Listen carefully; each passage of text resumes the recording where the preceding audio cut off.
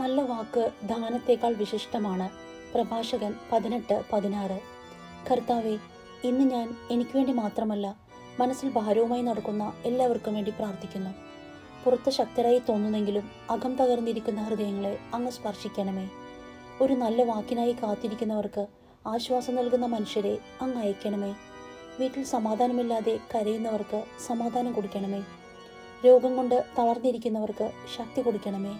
ഒറ്റപ്പെടലിൽ വേദനിക്കുന്നവർക്ക് അങ്ങയുടെ സാന്നിധ്യം അനുഭവിപ്പിക്കണമേ. നിരാശയിലിരിക്കുന്നവർക്ക് പുതിയ പ്രത്യാശ നൽകണമേ. കർത്താവെ, ഞങ്ങളുടെ വാക്കുകൾ മറ്റുള്ളവരുടെ ഹൃദയം മുറിക്കാതെ സൗഖ്യമാകുന്ന ദാനമായി മാറട്ടെ. കരയുന്നവരെ ഉയർത്തുന്ന വാക്കുകളും തകർന്നവരെ ചേർത്ത് നിർത്തുന്ന സ്നേഹവും ഞങ്ങൾക്ക് തരണമേ.